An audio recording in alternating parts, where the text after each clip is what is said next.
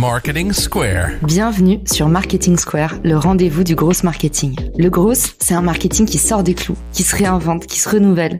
C'est aussi un mindset qui repose sur l'envie de se dépasser, de se détacher de ses opinions une bonne fois pour toutes et d'apprendre en continu. Si tu te reconnais dans cette description, que tu sois débutant ou expert, abonne-toi. Ce podcast va devenir ton meilleur allié. Je suis Caroline Mignot, grosse marketeuse et entrepreneur. Et chaque semaine, je partage sans compter des astuces concrètes, des méthodes actionnables, des idées utiles pour faire grandir ton business et rester à la pointe des nouveautés. Cet épisode est rendu possible par Iconosquare, la plateforme de gestion tout en un de vos réseaux sociaux. Chaque semaine, recevez des rapports détaillés de votre activité et de votre impact sur Instagram, TikTok, Facebook ou encore LinkedIn. Vous trouverez le lien pour tester Iconosquare gratuitement depuis les ressources de l'épisode. Bonjour à tous et bienvenue dans ce nouvel épisode de Marketing Square. Aujourd'hui, on retrouve un visage bien connu du podcast et on va parler de comment gagner des abonnés sur Instagram grâce aux jeux concours. Salut Aline, re-bienvenue parmi nous. Merci Caro, trop contente d'être de retour dans ce que j'appelle désormais ma seconde maison. Exactement, parce que tu as ta carte de fidélité chez Marketing Square. Alors du coup, pour ceux qui ne la connaissent pas, Aline Bartoli est la présidente directrice générale de The Bee Boost Academy. Et d'ailleurs, tu t'adresses un petit peu aux entrepreneurs, aux solopreneurs, particulièrement ceux qui lancent leurs projets. Tout à fait, ceux qui viennent de se lancer ou ceux qui sont lancés depuis quelques mois, voire même peut-être un an, et qui n'arrivent pas tout à fait à vivre de leur activité. Et donc, la masterclass thématique du moment, de ce printemps, c'est Red List, 6 erreurs à corriger immédiatement dans votre business pour vivre pleinement de votre activité cette année. Et donc, vraiment, on va aller tacler une par une toutes les erreurs les plus communes que j'observe chez mes élèves, chez mes coachés, et voir qu'est-ce qu'on peut faire à la place, justement. Eh ben, on mettra le lien pour s'inscrire à cette nouvelle sorcellerie dans les ressources de l'épisode. Et puis, on attaque tout de suite le nôtre d'épisode. Gagner des followers sur Instagram, c'est de plus en plus difficile, c'est bouché, tout ça, on entend mille choses sur le sujet. Mais toi, tu as trouvé une technique efficace, le fameux jeu concours. En fait, ça fonctionne toujours, les jeux concours, même s'il y a plein de gens qui disent qu'ils en ont marre, qu'ils en ont trop fait. En fait, c'est toujours redoutablement efficace. C'est ça, Aline, tu confirmes? Quand c'est bien fait et quand c'est fait de la bonne manière, on en parlera juste après, je confirme que c'est ultra efficace. J'en fais pas énormément, peut-être 1 ou 2 par an. Et en fait, à chaque fois, c'est un carton plein. Et le dernier que tu as fait, du coup, tu as eu des résultats assez probants que tu peux peut-être déjà nous partager pour mettre en appétit nos auditeurs. Effectivement, je viens de terminer un jeu concours qui était fait à l'occasion d'avoir atteint les 50 000 abonnés sur le compte Instagram. Donc, c'était quelque chose que je teasais depuis longtemps pour que le compte continue à monter. On a gagné en 5 jours de concours 6 800 abonnés sur Instagram. Hyper lourd. Mais alors, première question, du coup, toi, tu as déjà une petite audience. L'épisode qu'on va faire, est-ce que c'est des conseils pour toute taille de compte ou est-ce que c'est important d'avoir déjà une communauté pour faire un jeu concours? En vrai, avec toute taille de compte, ça fonctionne à condition que les autres critères soient bien remplis. Justement, le jeu concours, l'avantage, c'est que ça fait un effet boule de neige et il n'y a pas besoin d'avoir beaucoup d'abonnés pour lancer un jeu concours. Le seul petit frein que je verrais à avoir un petit compte, c'est que par exemple, si on a un compte où il y a 50 abonnés et qu'on fait un jeu concours, on fait gagner une Lamborghini, les gens vont se poser des questions sur la crédibilité en mode est-ce que c'est un fake, etc. Mais en dehors de ça, je vois pas de restriction à ne pas faire de jeu de concours si on n'a pas 10, 15 ou 20 000 abonnés, tout le monde peut le faire. Et pareil, c'est un peu pour tout secteur d'activité, B2B, B2C. Complètement. D'ailleurs, c'est très, très, très, très utilisé dans le B2C, beaucoup dans le e-commerce, etc. Mais on en voit de plus en plus dans tout ce qui est prestation de services aussi. Et justement, je trouve ça toujours très efficace. Ouais, j'en vois même de plus en plus en story qui disent, maintenant qu'il y a les likes sur les stories, je fais un petit concours, likez la story. Je pense qu'il y en a plein qui sont en train de regarder un petit peu comment réagit l'algo. Et effectivement, rien de tel que de proposer une récompense. On est dans l'économie de l'attention. Donc, en fait, maintenant, même l'attention coûte de l'argent. Donc, il faut récompenser tout ça. On passe tout de suite, du coup, à comment ça s'organise un jeu concours. Par où commencer? C'est quoi les étapes? Alors déjà, je pense qu'il faut pas trop se monter le bourrichon. Je vois souvent les gens se poser énormément de questions sur le jeu concours comme s'ils étaient en train de monter une société. Non, on y va tranquillou. L'idée, c'est avant tout, en tout cas la manière dont je le perçois, de remercier l'audience d'être là, de créer un petit événement autour de notre communauté et évidemment de gagner des abonnés et en visibilité. En partant de là, on est d'abord là pour remercier nos abonnés. Il faut qu'il y ait une occasion spécifique. Après, ça peut être oui, il a fait beau ces 3 derniers jours, c'était exceptionnel au mois de mars, allons-y, faisons un jeu de concours. On peut trouver n'importe quelle occasion, mais il faut que ça soit là pour marquer un fait. Ensuite, on va choisir les lots qu'on a envie d'offrir à notre communauté. Ensuite, on va choisir les conditions de participation au concours. Et là, j'insiste sur le fait qu'il faut qu'elle soit simple. C'est-à-dire qu'on va pas demander aux gens de faire l'arbre, de faire une vidéo, 3 contenus, de partager sur 10 plateformes et en fait d'envoyer un mail avec les preuves de tout ça. Sinon, les gens, c'est trop compliqué, ils vont pas vouloir participer. Et ensuite, on va lancer le concours et en faire la promotion et attendre que la magie des jeux concours et de l'effet boule de neige se produise. Généralement, c'est quelque chose assez impressionnant. Comment est-ce qu'on choisit un petit peu sa dotation? Parce que du coup, tu donnes l'exemple de faire gagner une Lamborghini. J'imagine qu'il faut quelque chose qui soit en lien avec son secteur d'activité. Aussi, tu nous disais attention à la cohérence, à pas offrir un truc complètement démesuré, sinon ça peut questionner la confiance qu'on vous accorde. Comment choisir l'échelle de son cadeau et le type de cadeau? Alors, je pense que tu as dit un truc très important, c'est la cohérence. Pas que la cohérence avec son nombre d'abonnés, mais aussi la cohérence par rapport à sa thématique. Si moi, aujourd'hui, je vends des formations business et que demain, je fais gagner un panier de légumes, je dis pas que c'est pas cohérent. Peut-être que je dirais oui, il faut avoir un rythme de vie sain quand on est entrepreneur, etc. Mais il faut quand même que les gens voient un lien de cause à effet et surtout, ça diminue l'effet. Ah ouais, d'accord, elle est juste en train d'organiser un jeu concours pour faire grossir son audience, mais elle propose des trucs un peu what the fuck. J'ai pas fait gagner des trucs qui avaient aucun rapport avec ce que je faisais. Pour remettre le contexte, les lots qu'elle avait gagné dans mon jeu concours, c'était, il y avait un MacBook pour le premier lot, plus des places à ma formation. Le deuxième lot, c'était un iPhone et des places à la formation. Et à partir du troisième jusqu'au sixième lot, c'était une journée business sur Paris avec moi, mes formations offertes, etc. Vraiment rester dans le contexte. Je vous aide à développer votre business, que ce soit avec du matériel informatique et ou de la formation en ligne. Ça, c'était le premier point. Le deuxième point, c'est qu'il faut quand même que le lot soit assez attrayant. On demande quand même aux gens de partager ce qu'on fait, de parler de nous en story. Et donc, on s'invite chez eux et on leur demande de faire les panneaux publicitaires pour nous. Et ça, tout le monde en a conscience aujourd'hui. Il faut que le lot soit suffisamment attrayant pour que la personne ait envie de se faire chier à identifier, taguer des gens de confiance. Parce que quelque part, du coup, elle se fait l'ambassadeur de votre marque pour un moment T. Donc, il faut qu'elle soit suffisamment motivée pour taguer des gens, pour vous repartager en story auprès de toute son audience, pour participer. Enfin, ça demande quand même une certaine implication. Donc, pour respecter ça, il faut quand même qu'il y ait des lots intéressants. C'est pour ça que des fois, j'ai des gens qui me disent « Mon jeu concours n'a pas fonctionné. » Oui, mais dans ton jeu concours, t'as offert un pins, quoi. Évidemment que ça n'a pas fonctionné. Oui, ou alors t'as trop demandé. Et on avait Armand, qui est directeur d'une agence d'influence, qui nous disait deux choses importantes. Un, on en a parlé, attention à la pollution des comptes. Faites attention à pas faire trop de jeux concours ou pas trop éloigné de votre positionnement parce que sinon, ça va être complètement contre-productif. Et puis également, il mettait en garde, en fait, le problème, c'est quand vous demandez trop de choses, trop d'actions. Si vous n'avez pas encore une communauté assez engagée ou une marque qui est déjà un peu une marque qui a une forte autorité et les gens ont envie de se revendiquer faisant partie de la communauté, en fait, demander de partager, c'est quand même énorme. Donc, faites attention si c'est votre premier jeu concours.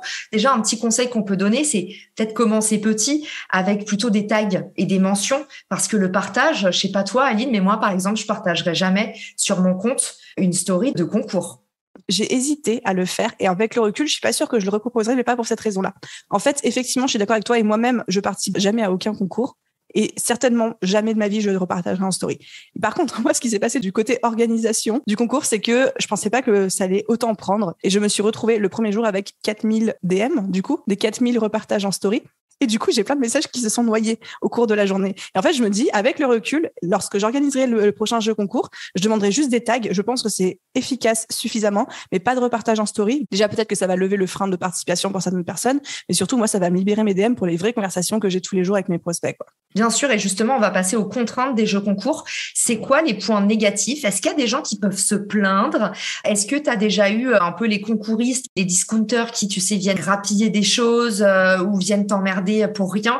Raconte-nous un peu, c'est quoi les dessous du jeu concours qu'on se prépare? Franchement, moi, j'ai beaucoup de chance parce que j'ai une communauté relativement bienveillante. Plus, je mets en place vraiment des stratégies, on en parlera juste après, pour éviter justement les concouristes. Le seul gros inconvénient que j'ai eu, je pense que c'est... Ah ouais, non, j'en ai un autre, il faudrait que je t'en parle aussi. Le premier, donc, c'est l'erreur de jugement de ma part d'avoir demandé, en termes de participation, un partage en story, ce qui a fait que j'ai perdu beaucoup de mes DM. Et comme je suis en pré-lancement, je reçois tous les jours des messages qui me demandent des infos sur mes produits, sur ma formation qui arrive, etc. Des fois, j'ai mis 5 ou 6 jours à retrouver ces messages-là et à y répondre. Et je trouve que c'est pas marketing, surtout quand on est en lancement. Donc ça, c'est le premier point négatif. Deuxième gros point négatif, à chaque fois que je fais un concours, mais c'est quelque chose qui arrive pas qu'à moi, à tout le monde, il y a des fake comptes qui se créent sur Instagram avec le même nom, mais ils rajoutent un point ou un tiré du bas ou un smiley ou un truc comme ça. Et en fait, ils vont scraper toutes mes infos, tout mon contenu. Ils contactent les gens en privé en leur faisant penser et croire qu'ils ont gagné au concours et en leur faisant une arnaque à l'SCB, c'est-à-dire qu'ils envoient un lien en mode tu as juste à me payer les frais de port et je t'envoie le MacBook. À chaque fois, en même temps que je fais le concours, je dois faire la chasse aux fake comptes et passer ma vie à prévenir les gens à la fois sur le post. J'avais fait même un slide dans mon carrousel concours avant même d'énoncer les conditions de participation. J'avais une grosse slide rouge qui disait attention, il va y avoir des fakes. J'ai fait des stories dessus. Et même là, je sais qu'il y a des gens qui se font avoir parce qu'après, ils viennent me le dire. Et il y a eu un compte en tout particulier sur ce concours-là qui est resté pendant plus d'un mois et qui vraiment, lui, c'était une arnaque à la crypto et j'ai mis tellement de temps à m'en débarrasser. Et la seule manière que j'ai eu à m'en débarrasser, c'est de porter plainte auprès de Facebook pour violation de propriété intellectuelle parce que The Bibo, c'est une marque déposée. Et là, ils ont accepté de shutdown le compte. Pendant 1 mois, j'ai plein de gens qui me contactaient tous les jours en mode oui, c'est toi qui me parles avec ce compte, c'est bizarre et tout, tu dis des trucs chelous. Enfin, déjà, ça me fait chier pour ma communauté parce que en termes d'image, eux, ils sont arnaqués, c'est pas cool. Puis même pour moi, ma crédibilité, mon image, il y a des gens qui pensent qu'Aline va leur vendre de la crypto derrière, ça va pas, quoi. Et aussi, dans les contraintes, on va avoir l'occasion de donner des petits tips pour se prémunir, mais tu me disais, il peut y avoir du churn, c'est-à-dire qu'il y a des gens qui vont s'abonner et se désabonner après.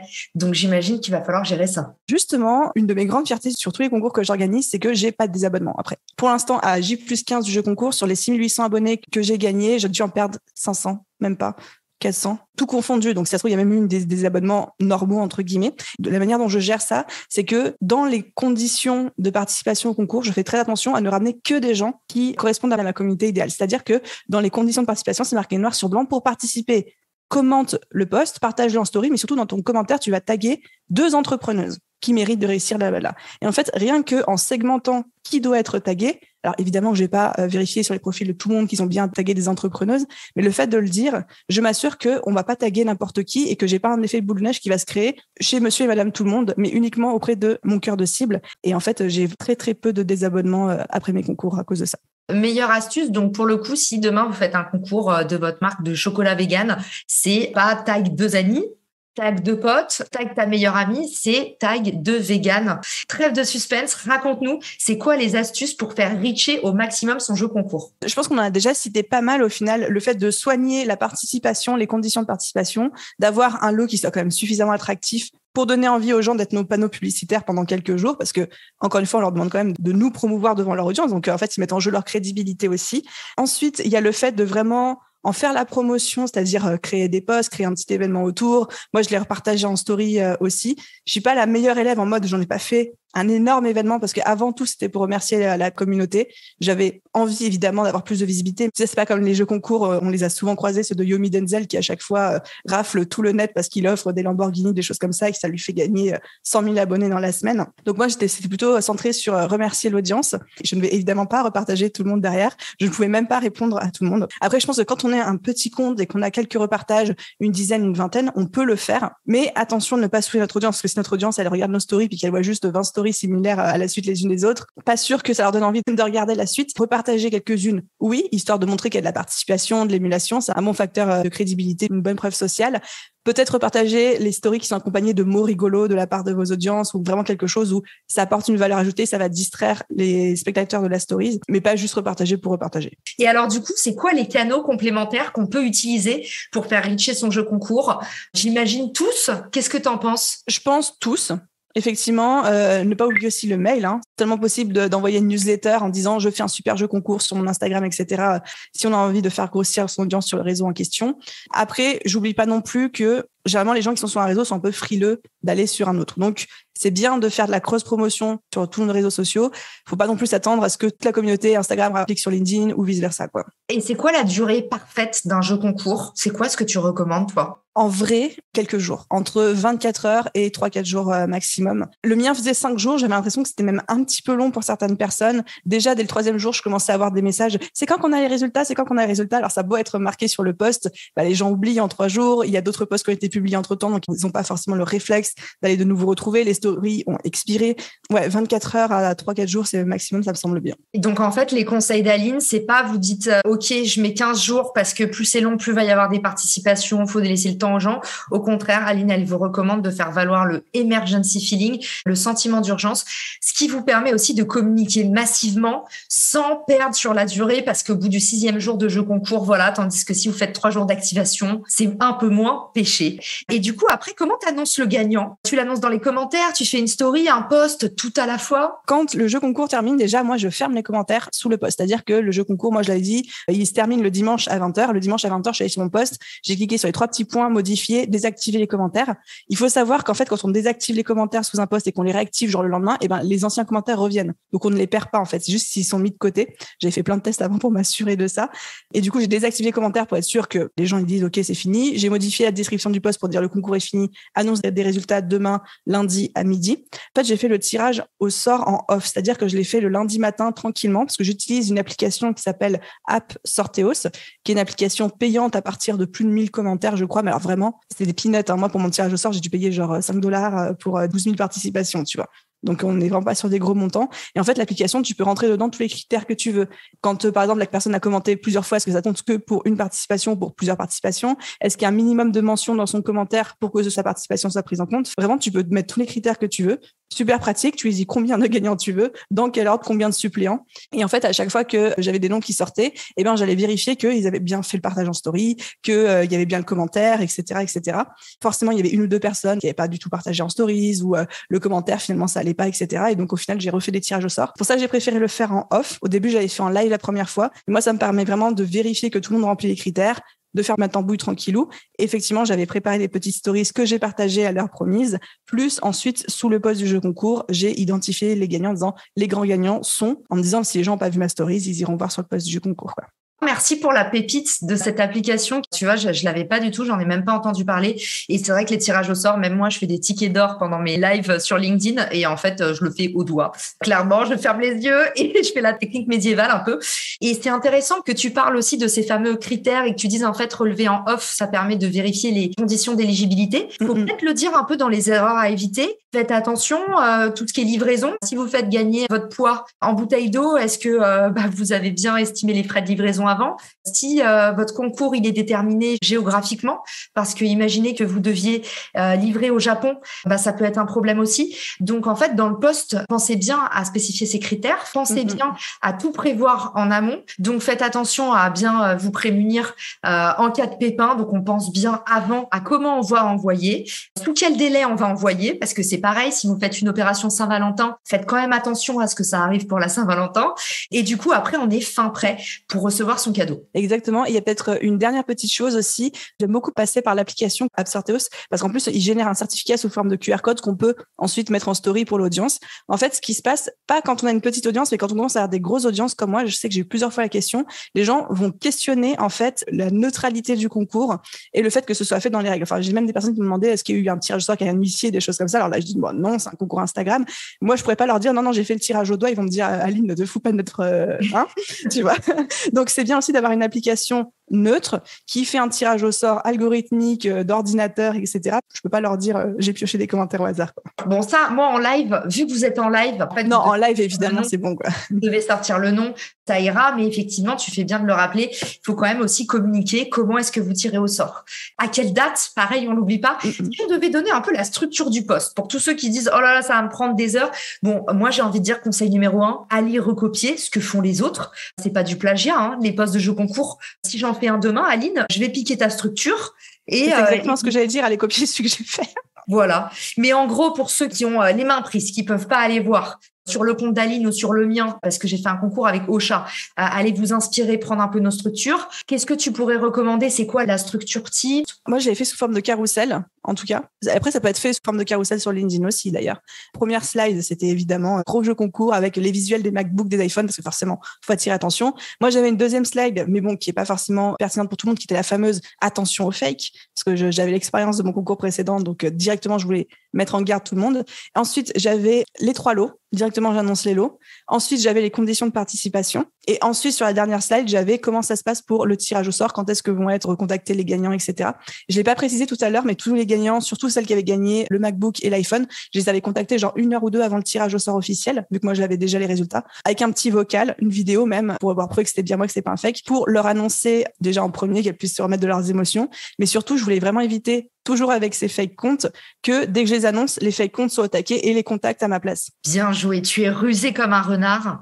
Et on arrive à la dernière rubrique où le renard va pouvoir s'exprimer. Comment est-ce qu'on se prémunit des désabonnements? Comment est-ce qu'on évite les comptes un peu concouristes? C'est quoi tes petites astuces à toi? La première qu'on a déjà partagée, c'était le fait de bien cibler son concours et qui est-ce qu'on veut qu'il soit exposé. au concours. Donc, s'il y a des conditions, par exemple, de tag ou de repartage, être sûr que ce soit des personnes qui nous intéressent, qui sont taguées. La deuxième astuce que j'ai mise en place, qui a beaucoup marché d'ailleurs, j'ai l'impression sur mon compte, c'est de balancer mes meilleurs contenus juste après le concours. C'est-à-dire qu'à partir du lendemain du concours, j'ai vraiment fait très attention à quel post je mettais en ligne, quel contenu je publiais pour balancer le meilleur du meilleur, la crème de la crème en me disant, OK, toutes les personnes qui sont en train de débarquer sur mon compte, c'est potentiellement des prospects. Ils me connaissent pas encore, donc j'ai fait refaire un post de présentation et j'ai fait balancer les meilleurs contenus que j'avais, quitte à en recycler certains, en me disant, faut que je leur en mette plein les yeux pour qu'ils aient envie de rester abonnés. Meilleure pratique, en fait, tous les algos fonctionnent pareil. LinkedIn, c'est pareil. En fait, quand c'est un compte récemment ajouté, vous avez plus de chances de sortir dans le fil d'actualité. Donc, prévoyez l'après et surtout prévoyez le succès. On a tendance à souvent se sentir un peu dépassé quand quelque chose fonctionne. Là, c'est des services pour Aline. Ça lui arrivera pas. Mais imaginons que Aline vende des produits, des t-shirts, des mugs, du merchandising The Bee Boost. Elle s'attend à plus d'affluence. Donc, pareil, prévoyez un peu plus de stock. En fait, préparez-vous pour le succès, tout simplement pour pas vous laisser dépasser et que ce soit contre-productif et décevoir ou faire attendre. Merci Aline pour tous tes conseils. Où est-ce qu'on peut te retrouver, même si on a des petits indices maintenant ?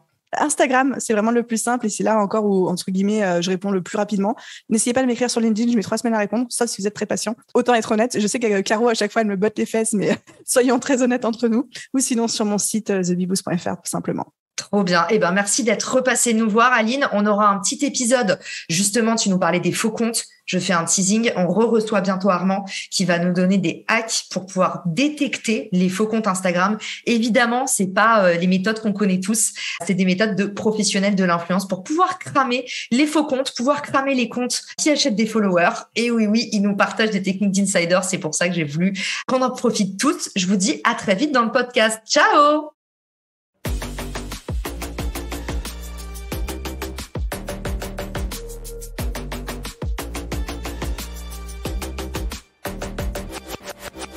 Marketing Square.